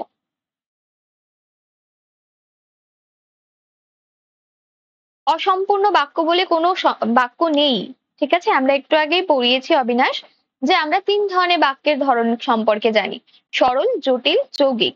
তার মানে প্রথমেই এটা বাদ চলে গেল। তারপরে আমরা আরো একটা কথা বলেছিলাম, যে আমরা যখন সরল বাক্যকে পাবো তখন সেখানে একটি মাত্র মানুষ থাকবেন যিনি ক্রিয়া করছেন। তার মানে এটা সরল বাক্যও নয়। তৃতীয় যে বিষয়টা তুমি মাথায় রাখবে সেটা হচ্ছে, আমরা বলেছিলাম তুমি যদি যৌগিক বাক্য পড়ো সেখানে কোনো কানেক্টিভ ওয়ার্ড থাকবে, যেমন ও, এবং, এই ধরনের যুক্তাক্ষর থাকবে, যেটা দুটো সেন্টেন্সকে একে অপরের সাথে যুক্ত করছে। এবং আরো একটা বিষয় থাকবে, যে সে এলো, প্রশ্নটা যদি এরকম হতো, সে এলো, আমি বাড়ি গেলাম। এটা একাধারে ডিপেন্ডেবল হলেও দেখা যাচ্ছে এই সে এলো কথাটাকে আমি আলাদা ব্যবহার করতে পারি, আমি বাড়ি গেলাম এই কথাটাকে আলাদাভাবে ব্যবহার করতে পারি। এটাকে কমা দিয়ে আমরা কিন্তু একটা সেন্টেন্স করতে পারি, এটা যৌগিক হবে, ঠিক আছে? কিন্তু যখন একেবারে ডিপেন্ডেবল কোনো শব্দ হচ্ছে, সে এলে আমরা খাবো, তার আসার ওপর আমাদের খাওয়া কিন্তু পুরোপুরিভাবে ডিপেন্ডেবল। তার মানে এটা কোনটার উত্তর হওয়া উচিত? 3 বলেছে প্রত্যেকে, আবার 4ও বলেছে। তার মানে এটার উত্তর কি হওয়া উচিত বলো এবার প্রত্যেকে? তার মানে তো এটা যৌগিকও হচ্ছে না আমাদের। তাহলে কি হচ্ছে? তাহলে আমাদের বি উত্তর হয়ে যাচ্ছে, অর্থাৎ জটিল বাক্য কিন্তু আমাদের উত্তর হচ্ছে। কি করে হচ্ছে সুরিয়া? সে এলে আমরা খাবো। দেখো তো, সে এলে এটাকে তুমি কিছু একা লিখতে পারবে? সে এলে কথাটাকে কাউকে বলতে পারবে? বাক্যটা তো অসম্পূর্ণ মনে হচ্ছে, কিন্তু যৌগিক বাক্যের ফর্ম হচ্ছে এটা, যে তুমি দুটো বাক্যকে আলাদা আলাদা ব্যবহার করতে পারবে, তারপরে আর কিছু বাকি থাকবে না যার উপরে বাক্যটা ডিপেন্ডেবল রয়েছে। যেমন এই বাক্যটা, সে এলো, আমি বাড়ি গেলাম। তোমার একাধারে মনে হচ্ছে বাক্য দুটো ডিপেন্ডেবল, কিন্তু তুমি এই দুটোকে আলাদাভাবে ব্যবহার করতে পারবে। সে এলো কথাটাকেও ব্যবহার করতে পারবে আলাদাভাবে, ঠিক তেমনই ভাবে আমি বাড়ি গেলাম কথাটাকে আলাদাভাবে ব্যবহার করতে পারবে। বোঝাতে পারলাম? ক্লিয়ার? প্রশ্ন থাকলে বারবার করবে। এভাবেই আমরা প্রশ্নের দ্বারা কিন্তু বিষয়বস্তুগুলোকে সলভ করব। কারণ আমরা যদি ব্যাকরণ এখন পড়তে যাই বা তোমাদেরকে ধরে ধরে দেখাতে যাই, তাহলে কিন্তু সেটা সমস্যার কারণ হতে পারে। আচ্ছা, জীবনানন্দ দাশ কোন কবি হিসাবে পরিচিতি লাভ করেছিলেন? তিনি কি বাউল কবি ছিলেন, বিদ্রোহী কবি ছিলেন, নাকি প্রকৃতির কবি ছিলেন, নাকি প্রেমের কবি ছিলেন? আমার রূপসী বাংলা জীবনানন্দ দাশের শ্রেষ্ঠ অন্যতম কবিতার সংগ্রহ বলা চলে বা কবিতা বলা চলে। তো সবসময় মাথায় রাখবে জীবনানন্দ দাশ ভীষণ প্রকৃতি ঘেঁষা একজন মানুষ ছিলেন। হাইচিল, তারপর শিকার কবিতার মতো কবিতা বা রূপসী বাংলার মতো কবিতা, এরকম ধরনের কবিতা আমরা তার সাথে পাই। এবং সারা জীবন তিনি গ্রাম বাংলার সাথে যুক্ত থেকেছেন, তাই আমাদের সাথে প্রকৃতির যোগকে পাবো এবং প্রকৃতির কবিকে আমরা তাকে উল্লেখ করব। ঠিক আছে, একেবারেই প্রত্যেকে সঠিক, ইচ এন্ড এভরি ওয়ান। আমরা তাহলে পরের প্রশ্নে চলে যাই প্রত্যেকের কাছে। পরের প্রশ্নে চলে যাই, আমাদের 18 নম্বর প্রশ্ন। 18 নম্বর প্রশ্নে এক কলমে কথার অর্থ কি? এক কলম কথার অর্থ কি? 18 নম্বর প্রশ্নের উত্তর বলবে একটু, এক কলম কথার অর্থ কি?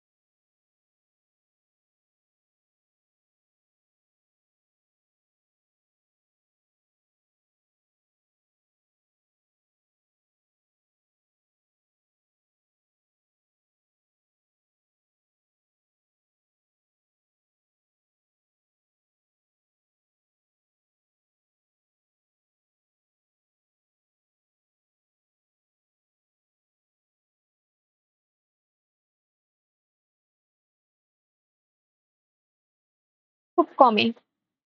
গ বলছে 18 18 একেবারে 18 ক অনেক।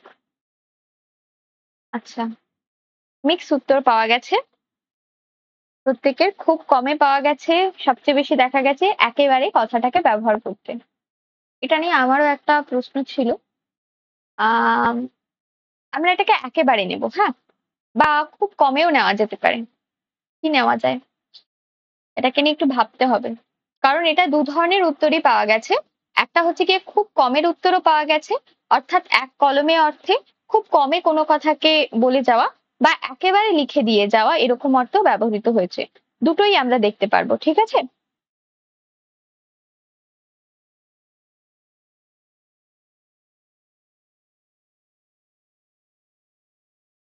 হ্যাঁ বলুন।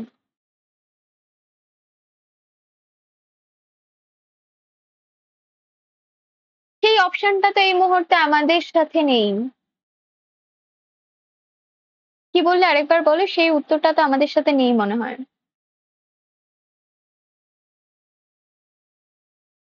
মানে খুব কমে, হ্যাঁ, শর্টে লিখে, হ্যাঁ। সেটাকেও কিন্তু এক কলমে বলতে আবার এটাও ব্যবহৃত হয়েছে বিভিন্ন জায়গায় উদাহরণের সাপেক্ষে, যেখান থেকে আমি বাগধারাটা নিয়েছিলাম। সেখানে এরকম আমি উদাহরণ পেয়েছি যে একেবারে কোনো একটা বিষয়কে বলে দেওয়ার। এটাকে আমরা দুটোকেই রাখছি, কিন্তু উত্তর হিসাবে আমরা খকে নিচ্ছি। ঠিক আছে, এই মুহূর্তে দাঁড়িয়ে কিন্তু এটাকে আমরা দুটোকেই উদাহরণ হিসাবে পাবো, এটুকুনি বলে দিলাম। হ্যাঁ, একটু 19 নম্বরে প্রত্যেকে একটু চলে যাবে। একটু 19 নম্বরে প্রত্যেকে চলে যাবে। সে খেলছিল কোন কালে ক্রিয়া?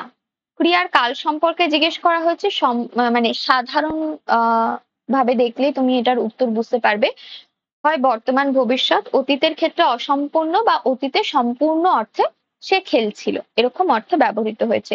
19 নম্বর প্রশ্নের উত্তর কিভাবে বলবে? আমার ফোনে আসলে আমি ফোনে প্রত্যেককে বলে রাখি মাঝে মাঝে দেখবে একটুখানি তোমাদের কানেকশনে গ্যাপ হচ্ছে, তার একটা কারণ আসলে আমার ফোনে মাঝে মাঝেই করে ফোন আসছে, তো ফলত ফোনে যেহেতু আমি তোমাদের চ্যাটটা দেখছি, তো সেজন্য আর কি কাটতে হচ্ছে যখন পুরো কানেকশন ব্রেক হয়ে যাচ্ছে, দুটো একসঙ্গে জয়েন হওয়া, ফলত আমাকে এখানে আবার জয়েন হতে হচ্ছে, তারপর তোমাদের সাথে যুক্ত হতে হচ্ছে কমেন্ট সেকশন দেখে।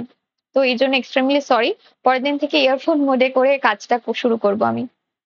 আচ্ছা, 19-এর গ, প্রত্যেকেই বলছে 19-এর গ। আচ্ছা, সে খেলছিল, অতীতে অসমাপ্ত, আহ অতীতে অসমাপ্ত, কেউ কে বলছে গ, অতীতে সম্পূর্ণ, কেউ কে বলছে ডি। আচ্ছা, এই প্রশ্নটা আমি তোমাদের জন্য রাখবো, পরের দিন আমাকে আর একবার উত্তর দেবে, খুব ভালো করে বুঝে নাও কি বলছে এটাতে। দেখো, কোনো কাজ এট দ্যাট টাইম চলছিল, ঠিক আছে, সে খেলছিল এরকম অর্থে তুমি ব্যবহৃত হতে পারে। এবারে তুমি এটাকে এক্সপ্লেন করবে কিভাবে, যখন আমরা কালের বিষয়গুলোকে সম্পূর্ণভাবে ব্যাখ্যা করব, ঠিক আছে, যে এটা কি অতীতকালে সম্পূর্ণভাবে হয়েছিল নাকি অতীতকালে সম্পূর্ণভাবে হয়নি। আহ সে খেলছিল যখন আমরা বলছি অ্যাট দ্যাট টাইম একটা কন্টিনিউয়াস প্রসেস কিন্তু ছিল, ঠিক আছে, অ্যাট দ্যাট টাইম চলছিল, কিন্তু পরবর্তী সময় তো চলছে না। এইবারে যেটা প্রশ্ন থাকবে তোমাদের কাছে সেটা হচ্ছে গিয়ে যে এটা আদেও সম্পূর্ণ হয়েছিল কি হয়নি, ঠিক আছে। প্রত্যেকের একটা মিক্স উত্তর পাওয়া যাচ্ছে, এটার পরের দিনের একটা সঠিক উত্তর আমাদের কাছে কিন্তু চাই, এটা তোমাদের কাছে হোমওয়ার্ক হিসেবে থাকবে 19 নম্বর প্রশ্নে। 20 নম্বরে আমরা একটু চলে যাব। কি বলছে দেখো, চোখের মনির অর্থ কি? চোখের মনির অর্থ কি? রাগ, দুঃখ, অত্যন্ত প্রিয়, চোখের দৃষ্টি। চোখের মনির অর্থ কি? এটা অ্যাকচুয়ালি বাগধারা অর্থে প্রোভাইড করা হয়েছে তোমাদেরকে। 20 নম্বর প্রশ্নের উত্তর আমরা একটু প্রত্যেকে চলে যাব। সি, সি, গ, গ, গ, প্রত্যেকে সঠিক, ইচ অ্যান্ড এভরিওয়ান প্রত্যেকে সঠিক। অত্যন্ত প্রিয় কোনো বিষয়বস্তু বলতে সে আমার চোখের মণি বা আমার পুত্র আমার চোখের মণি, সামথিং লাইক দ্যাট, যা কিছু হোক না কেন তা আমাদের কিন্তু চোখের মণি অর্থে প্রোভাইড করেছিলাম আমরা। আমরা চলে যাব 21 নম্বর প্রশ্নে, অতি লোভে তাঁতি নষ্ট। অতি লোভে তাঁতি নষ্ট অর্থ কি? অতি লোভে তাঁতি নষ্ট, 21-এর ক, খ, গ নাকি ঘ? প্রত্যেকে বলবে 21-এর ক, খ, গ নাকি ঘ। ভালো, লোভ ভালো, লোভে ক্ষতি, অধিক কাজ বেশি পাওয়া। 21-এর, বাহ, খুব সুন্দর উত্তর যাচ্ছে প্রত্যেকে, ইচ অ্যান্ড এভরিওয়ান ঠিক, একেবারেই তাই। অতি লোভে তাঁতি নষ্ট মানে লোভের কারণে কারোর ক্ষতি হওয়াকে আমরা বোঝাই, বেশি লোভ করতে গেলে ক্ষতি হয়ে যায় আমাদের, তাই তো, বেশি চালাকি করতে গেলে যেমন আমাদের ক্ষতি হয়। হাত দিয়ে, কারকের থেকে আমাদের প্রশ্ন এসছে, একটি বৃহৎ আলোচনার জায়গা, কারকের থেকে প্রশ্ন আসছে, আমরা 22 নম্বর প্রশ্নের উত্তর তোমাদের কাছ থেকে জানতে চাইবো, হাত দিয়ে। আমরা কারক পরের দিন ব্যাখ্যা করব। আহ এই সময় আমি তোমাদের জিজ্ঞেস করব যে এখানে কোন কারক, কর্মকারক, করণ কারক, অধিকরণ কারক নাকি সম্প্রদান কারক।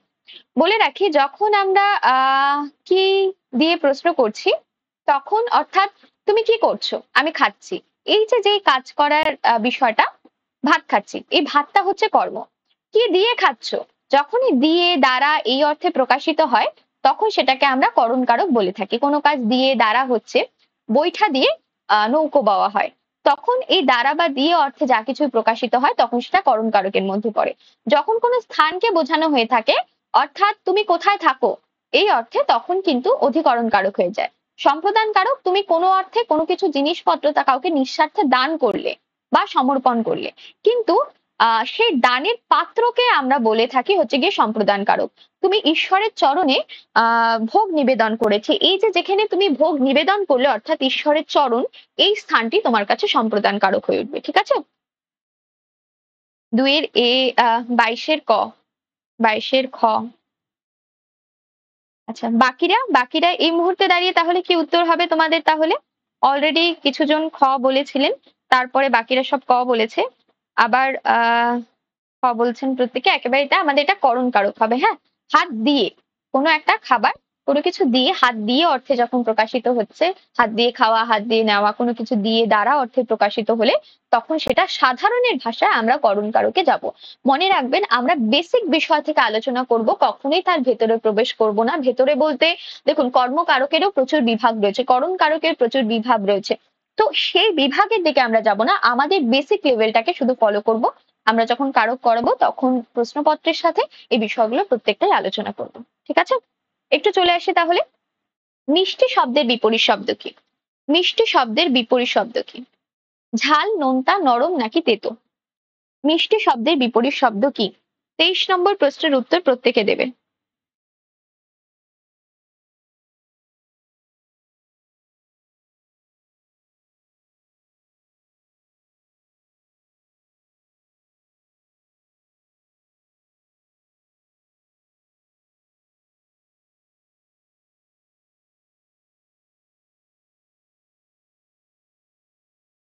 নেক্সট ক্লাসে কারক পড়ানো হবে, একটা ক্লাসে সমার্থক শব্দ পড়ানো হবে, একটা ক্লাসে বিপরীত শব্দ পড়ানো হবে, এগুলো সমস্ত কিছু পড়ানো হবে, ওই নিয়ে চিন্তা নেই। ঠিক আছে?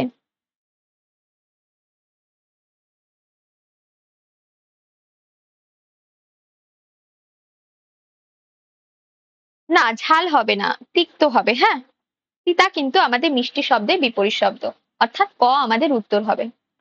ঠিক আছে? ক আমাদের উত্তর হবে।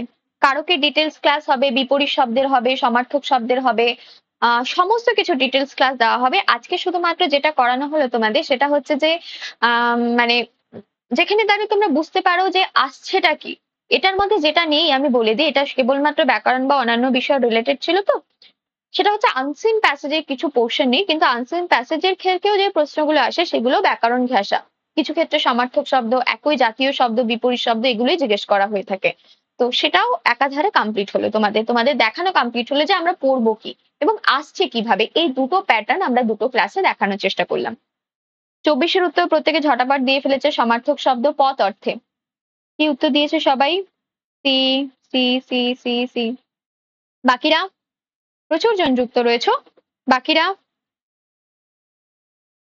আচ্ছা, একেবারেই তাই।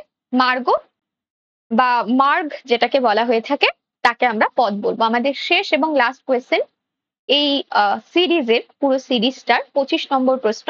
তোমাদের 19 নম্বর প্রশ্ন একটা হোমওয়ার্কে দেওয়া আছে, মাথায় রাখবে, ক্রিয়ার ওপর প্রশ্ন। আমি সেটাকে করাইনি, তার একটাই কারণ হচ্ছে যে ক্রিয়াকে আমাদের একটু বিশ্লেষণ করতে হবে বা জানাতে হবে, নইলে সেই প্রশ্নের উত্তর আমি তোমাদের কাছ থেকে দাবি করতে পারি না। মিক্স উত্তর এসেছিল। 25 নম্বরের উত্তর কাইন্ডলি প্রত্যেকে দেবে, কিন্তু এটার উত্তরও আমরা পরের দিন সঠিকভাবে তোমাদের ব্যাখ্যা করব। কারণ হচ্ছে যে এটাও একটা বাক্য সম্পর্কিত প্রশ্ন। খুব ভালো করে দেখবে এখানে জিনিসটাকে কিভাবে প্রেজেন্ট করা হয়েছে। এখানে যখন উত্তরপত্রটা তুমি পাবে খুব ভালো করে দেখলে বুঝতে পারবে যে এখানে সাধু চলিতের একটা মিশ্রণ কিন্তু রয়েছে। তাই সতর্কভাবে প্রত্যেকে উত্তর দেবে। কি বলছে দেখো, 25 নম্বরের প্রশ্ন বলছে যে তিনি বলিলেন আমি যাব। পরোক্ষ উক্তিতে কি হবে তার মানে? তার মানে যখনই জানবে যে পরোক্ষ উক্তি হবে তখনই সেখানে যে বসবে। তিনি বললেন যে এরকম অর্থে ব্যবহার করা হবে, তার মানে শেষের বিষয়টা আমাদের হচ্ছেই না। এইবারে তিনি বলিলেন যে তিনি যাইবে, এটা কখনো কি হয়? এটা কি সেন্টেন্স মেকিং হলো? তার মানে এটাও কিন্তু বাদ গেল। তারপরে আমরা কি দেখব? যে তিনি বলিলেন যে তিনি যাবেন, তিনি বলিলেন যে আমি যাব। এইবারে তুমি খুব ভালো করে দেখবে এই দুটোর মধ্যে একটা পার্থক্য রয়েছে। তার মানে এই দুটোর মধ্যে অর্থাৎ ক এবং খ এর মধ্যে যে কোনো দুটোর মধ্যে একটি তোমাদের উত্তর হবে। এবার বলো তো কি হবে?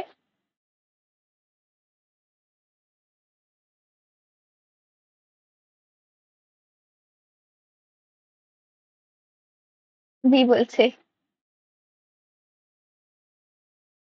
পরোক্ষ যখনই হয়ে যাবে খুব ভালো করে দেখলে বুঝতে পারবে আমরা কিন্তু ক আমাদের উত্তর হয়ে যাবে। খুব ভালো করে এগুলো কিন্তু নজর দেওয়ার বিষয়।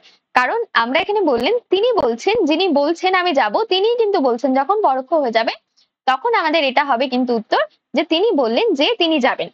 ঠিক আছে? প্রত্যেকের কাছে ক্লিয়ার আশা করতে পারছি। তো সাধু চলিতের একটা মিশ্রণ রয়েছে এবং তার সাথে সাথে আহ পরোক্ষ এবং প্রত্যক্ষ ভাবে একটা জায়গাকে আমরা প্রেজেন্ট করেছি। ঠিক আছে? তো আজকে ক্লাস আমাদের এই অবধি থাকবে। আজকে ক্লাস এই অবধি রাখবো। অবশ্যই জানাবেন প্রত্যেকে যে কেমন লাগলো ক্লাসটি। আজকে একটু ক্লাসে বারবার ফোন আসার জন্য একটু ইন্টারাপশন হয়েছে, আই নো দ্যাট। তো সকলকে ধন্যবাদ আজকে ক্লাস দেখার জন্য। আ অবশ্যই কিভাবে প্রিপারেশন নিলে কাজ করলে আরো আপনাদের সাথে ভালোভাবে যুক্ত হওয়া যায়, কিভাবে করালে আপনাদের বিষয়গুলো আরো বেশি সহজে আপনাদের কাছে পৌঁছানো যায়, অবশ্যই সেই চেষ্টা আমি করব। আরেকটা যেটা বিষয় আপনাদের কাছে বলার সেটা হচ্ছে আমরা যদি ১০ নম্বরের জন্য এখানে যেহেতু পড়াশোনা করছি, চেষ্টা করবেন এই ক্লাসে যে ১ বা ১.৫ ঘন্টা আমরা কাজ করছি, সেই ১ বা ১.৫ ঘন্টা এমনভাবে পড়াশোনা করতে যাতে গিয়ে পরবর্তী সময়ে আপনাকে বাংলার জন্য আর নিজেকে খাটনি করে পড়তে না হয়। কারণ এই লেভেলটা ভীষণই বেসিক লেভেলে যাবে প্রশ্নটা।